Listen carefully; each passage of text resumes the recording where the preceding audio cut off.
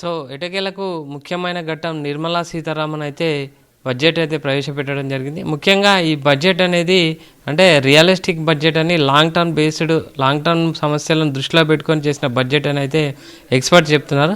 ముఖ్యంగా బడ్జెట్లో కీలక అంశాలు ఒకసారి మనం చూద్దాం. ముఖ్యంగా ట్యాక్స్ సంబంధించి ఇన్కమ్ ట్యాక్స్ సంబంధించి అయితే ఒక్క మార్పు కూడా లేదు. ట్యాక్స్ అయితే ఎలాంటి చేంజ్ ఓల్డ్ రెజ్యూమ్లో కానీ న్యూ రెజ్యూమ్లో కానీ ఎలాంటి చేంజెస్ లేవని చెప్పారు. ముఖ్యంగా దీని అర్థం ఏంటంటే శాలరీ ఎర్నర్స్కి అయితే ఇమీడియట్ రిలీఫ్ లేదని అయితే చెప్పొచ్చు. ముఖ్యంగా ట్యాక్స్ రిలీఫ్ కోసం అయితే ఎదురు చూసిన వాళ్ళకైతే నిరాశపరిచిందనే చెప్పాలి. తర్వాత నెక్స్ట్ పాయింట్ వచ్చేసి ఎస్టీటీ సెక్యూరిటీస్ ట్రాన్సాక్షన్ స్టార్ట్ అంటే ముఖ్యంగా ఫీచర్స్ అండ్ ఆప్షన్స్ చేసే వాళ్ళకైతే పెద్ద దెబ్బ అని చెప్పాలి. ఈరోజు స్టాక్ మార్కెట్ పడిపోవడానికి కూడా ఎస్టీటీ ట్యాక్స్ పెంచడం అనేది చెప్తున్నారు. ముఖ్యంగా బడ్జెట్ తర్వాత ఏం జరుగుతుందంటే ఎఫ్ఎన్ఓస్ చేసే వాళ్ళకు తర్వాత పర్ ట్రాన్సాక్షన్కి ట్యాక్సెస్ అయితే పెరుగుతున్నాయి. చాలా అంటే చిన్న ఇన్వెస్టర్లకు కాకుండా పెద్ద ఇన్వెస్టర్లకు అయితే పెద్ద దెబ్బ అని చెప్పాలి. చిన్న ఇన్వెస్టర్లకు కూడా ఇంపాక్ట్ చాలా ఖర్చు అయితే పెరుగుతుంది. స్మాల్ ట్రేడర్స్కి అయితే మార్జిన్లు కూడా తగ్గుతాయి. తర్వాత లాంగ్ టర్మ్ ఇన్వెస్టర్లకు అయితే డైరెక్ట్ ఇంపాక్ట్ అయ్యే అవకాశం ఉంది. ముఖ్యంగా ఎఫ్ఎన్ఓ ట్రేడర్స్కి అయితే అని చెప్పొచ్చు. ముఖ్యంగా ఈరోజు స్టాక్ మార్కెట్ పడిపోవడానికి మెయిన్ కారణం అయితే ఇదే కారణం అని చెప్పొచ్చు. తర్వాత చూసుకుంటే అంటే ఎడ్యుకేషన్ సంబంధించి అయితే ఒక మంచి రిలీఫ్ ఉందని చెప్పాలి. 10 లక్షల వరకు ఎడ్యుకేషన్ పేమెంట్స్పై అయితే టీసీఎస్ని అయితే తొలగించడం జరిగింది. ఇంతకుముందు చూసుకుంటే ఫారెన్ ఎడ్యుకేషన్కి వెళ్ళే వాళ్ళకైతే చాలా అంటే టీసీఎస్ అంటే ఓవరాల్ పేమెంట్ కాదు. టీసీఎస్ అంటే మనం వెళ్ళాలంటే కొంత అమౌంట్ అయితే మనం బ్యాంక్లో చూపించాల్సి ఉంటుంది, 20 లక్షలు 30 లక్షల. అలాంటిది ఏం లేకుండా 20% నుంచి అంటే 2.4 lakhs నుంచి 20% నుంచి 2 lakhs వరకు తగ్గించడం అనేది అంటే ఫారెన్ వెళ్ళి చదువుకునే వాళ్ళకైతే మంచి రిలాక్స్మెంట్ అని చెప్పొచ్చు.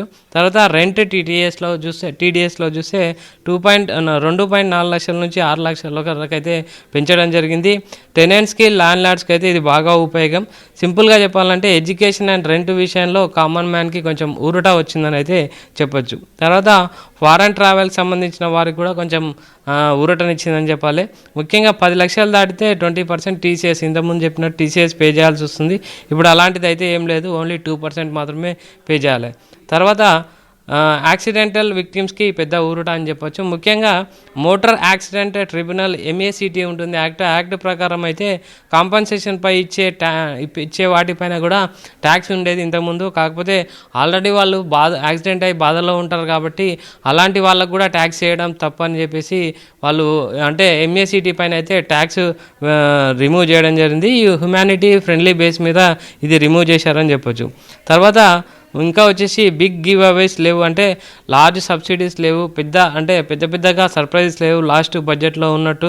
తర్వాత బడ్జెట్ ప్లానింగ్ స్కీమ్స్ కంటే ముఖ్యంగా బడ్జెట్ అంటే ఇంప్లిమెంటేషన్ పైన ఎక్కువగా కాన్సన్ట్రేషన్ అని చెప్పొచ్చు. ఈసారి ఉన్న బడ్జెట్ అయితే ఇంప్లిమెంటేషన్ పైన ఎక్కువగా కాన్సన్ట్రేషన్ చేశారు అని చెప్పొచ్చు.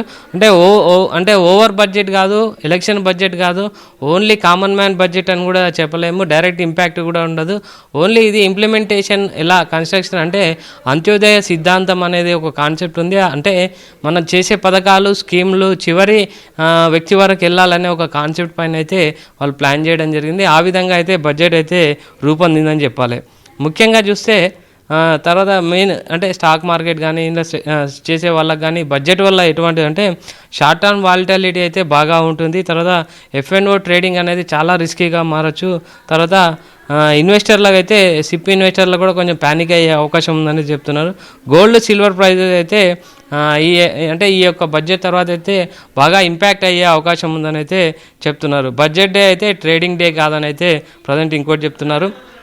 ముఖ్యంగా ఈ బడ్జెట్లో విన్నర్స్ లూజర్స్ మనం చూసుకుంటే స్టూడెంట్స్ కానీ ఫారెన్ ట్రావెలర్స్ కానీ యాక్సిడెంట్ విక్టిమ్స్ కానీ లాంగ్ టర్మ్ ఇన్వెస్టర్లు విన్నర్స్ అని చెప్పాలి.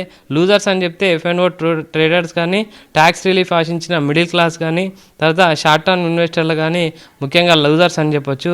తర్వాత యూనియన్ బడ్జెట్ మొత్తంగా ఓవరాల్గా యూనియన్ బడ్జెట్ అనేది అయితే ఈసారి పెద్ద అంత ఆశాజనకంగా లేదు. మరొకసారి ట్యాక్స్ సంబంధించి చూస్తే ఇన్కమ్ ట్యాక్స్ రివైజ్ చేసుకోవాలనే వారికైతే ఫైనాన్స్ మినిస్టర్ నిర్మలా సీతారామన్ మంచి వెసులుబాటు కల్పించారు. తక్కువ ఫీజుతో మార్చి 31 వరకు అయితే గడువు పొడిగించడం జరిగింది. అయితే ITR 1, ఫైల్ చేయడానికి మాత్రం యథావిధిగా జూలై 31 వరకు అయితే డేట్ అయితే డిసైడ్ చేయడం జరిగింది. ఇక విదేశీ టూర్ ప్యాకేజీలు ఇంతకుముందు చెప్పినట్టు ప్యాకేజీలపై అయితే టీసీఎస్ని అయితే 2%గా నిర్ణయించడం జరిగింది. త్వరలో ఈ ట్యాక్స్ సంబంధించిన వాటిపైన అయితే ఒక నిర్ణయం రానుంది. ఇంకొకటి ముఖ్యమైన విషయం మనం మాట్లాడుకుంటే జిల్లాకు గర్ల్స్ హాస్టల్ కేంద్రం ప్రకటన అనేది చెప్పొచ్చు. సైన్స్, టెక్నాలజీ, ఇంజనీరింగ్, మెడికల్ వంటి ఉన్నత విద్యా కోర్సులు అభ్యసిస్తున్న మహిళల కోసం అయితే ప్రతి జిల్లాలో ప్రత్యేక వసతి గృహాలను ఏర్పాటు చేయాలని కేంద్ర బడ్జెట్లో ప్రకటించింది. కాలేజీ తరగతులు, ల్యాబులు, పరిశోధనలు, ఇతర అధ్యయనాలను ఎక్కువ కాలం పాటు వెచ్చించాల్సి వస్తుంది. వారు సవాళ్లు ఎదుర్కొంటున్న తరుణంలో వారికి సదుపాయంగా హాస్టల్ను ఏర్పాటు చేస్తున్నామని అయితే నిర్మలా సీతారామన్ తన బడ్జెట్లో చెప్పడం జరిగింది. తర్వాత ఇంకా చూస్తే ట్యాక్స్ పేర్ కాకుండా బడ్జెట్లో ఇంకా ముఖ్యమైన అంశాలను ఒకసారి మనం మళ్ళీ పరిశీలిద్దాం. తర్వాత ముఖ్యంగా మెయిన్ బడ్జెట్ స్పీచ్లో ఇంకా కొన్ని ఇండస్ట్రియల్ సంబంధించి వాటిలో మనం చూసుకుంటే సెమీ కండక్టర్ 2.0 మిషన్ అయితే ప్రకటన, సప్లై, రీసెర్చ్ అండ్ ట్రైనింగ్పై అయితే ఫోకస్ చేయడం జరిగింది. 40,000 కోట్లు అయితే కేటాయించడం మనం అబ్జర్వ్ చేయొచ్చు. బయోఫార్మా, మ్యానుఫ్యాక్చరింగ్ సెక్టార్ కోసం అయితే 10,000 కోట్లు కేటాయించడం జరిగింది. దేశంలో కొత్తగా 3 NIPERలు అయితే ఏర్పాటు చేయడం జరిగింది.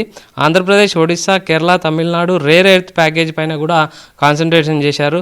ఎలక్ట్రానిక్స్ కాంపోనెంట్స్ మ్యానుఫ్యాక్చరింగ్ కేటాయింపులపైన అయితే 40,000 కోట్లకు అయితే పెంపు చేయడం అయితే మనం అబ్జర్వ్ చేయొచ్చు.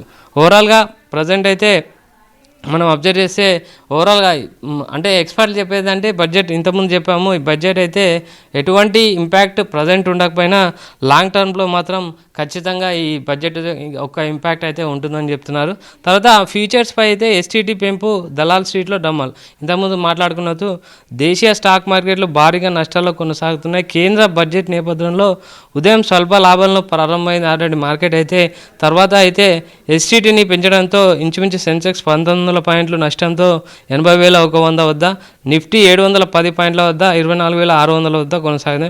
ముఖ్యంగా ఎస్టీటీని అంటే ట్యాక్స్ని పెంచడం అంటే ఈ ట్రాన్సాక్షన్ పైన, ట్రేడింగ్ పైన ట్యాక్సులు పెంచడమే పెద్ద ఇంపాక్ట్ అయితే చెప్పడం జరుగుతుంది. ఇంకా కొన్ని చూసుకుంటే బడ్జెట్ సంబంధించి రోడ్డు ట్రాన్స్పోర్ట్ సంబంధించి కూడా కొన్ని అనౌన్స్మెంట్లు అయితే జరగడం జరిగింది. అంటే ముఖ్యంగా అంటే 54 లక్షల కోట్ల బడ్జెట్ ప్రజెంట్ అయితే 2026 కేంద్ర బడ్జెట్ అయితే 54 లక్షల కోట్లుగా ఉన్నట్లు ఆర్థిక సంస్థలు చెప్తున్నాయి. గత ఏడాదితో పోలిస్తే 7.9% అయితే ఎక్కువ చెప్తున్నారు. 25-26లో కేంద్రం 50.65 లక్షల కోట్ల బడ్జెట్ని అయితే ప్రవేశపెట్టింది. మరోవైపు జీతం తీసుకునే వ్యక్తులకు స్టాండర్డ్ డిడక్షన్ పరిమితి కనీసం 15 లక్షల వరకు చేస్తారని అయితే ఆశించడం జరిగింది. అలాంటిది అయితే ఏం లేదని చెప్పాలి. సో ఓవరాల్గా ఈసారి బడ్జెట్ అయితే ఒక కామన్ మ్యాన్ బడ్జెట్ అని కూడా చెప్పలేము, ఎలక్షన్ బడ్జెట్ అని కూడా చెప్పలేము. ఓన్లీ ఇంప్లిమెంటేషన్ పైన ఎక్కువగా వాళ్ళు కాన్సన్ట్రేషన్ చేశారని చెప్పాలి. సరే, ఈ విధంగా ఉంటే అంటే ఆటోమేటిక్గా అంటే ఇది బడ్జెట్ పైన అయితే క్వశ్చన్ అవర్ ఉంటుంది. తర్వాత వివిధ రకాల ఆర్గ్యుమెంట్స్ అయితే ఉంటాయి. తర్వాత మండే ఆర్ ట్యూస్డే అయితే దీనికి సంబంధించింది అయితే ఉంటుంది. తర్వాత దేశ పురోగతికి సంబంధించి కూడా 6 సూత్రాలను అయితే ఆమె ప్రవేశపెట్టడం జరిగింది. వ్యూహాత్మక రంగాల్లో మ్యానుఫ్యాక్చరింగ్ని పెంచడం అనేది ఒక కన్సిడర్ చేశాము. పారిశ్రామిక వారసత్వ పునరుద్ధరణ అనేది కన్సిడర్ చేశామని చెప్పారు. ఎంఎస్ఎంఈలు ఛాంపియన్లుగా మార్చడం అనేది కూడా చెప్పడం జరిగింది. మౌలిక సదుపాయాలకు మరింత ప్రోత్సాహం ఇస్తున్నట్టు కూడా ఒక విషయం చెప్పడం జరిగింది. దీర్ఘకాలిక స్థిర భద్రతను కల్పించడం, తర్వాత సిటీ ఎకనామిక్ రీజియన్ల పైన కూడా ఆమె ఎక్కువ కాన్సన్ట్రేట్ చేశామని కూడా చెప్పడం జరిగింది. తర్వాత ముఖ్యంగా మనం చెప్పుకోవాల్సింది హైదరాబాద్ సంబంధించింది 7 హైస్పీడ్ రైళ్లు హైదరాబాద్కు అగ్రతాంబూలం అని చెప్పొచ్చు. ముఖ్యంగా దేశంలో 7 హైస్పీడ్ రైళ్ళు అయితే కారిడార్స్ అయితే ఏర్పాటు చేయనున్నట్లయితే కేంద్ర మంత్రి నిర్మలా సీతారామన్ తెలపడం జరిగింది. ఇందులో 3 హైదరాబాద్ మీదుగా వెళ్తున్నాయి. ముంబై, పూణే, హైదరాబాద్, బెంగళూరు, పూణే, హైదరాబాద్, చెన్నై, బెంగళూరు, ఢిల్లీ, వారణాసి టు సిలిగుడి మధ్య ఈ రైలు అయితే 7 ముఖ్యంగా హై స్పీడ్ రైళ్ళని అయితే ప్రజెంట్ బడ్జెట్లో పొందుపరచడం జరిగింది.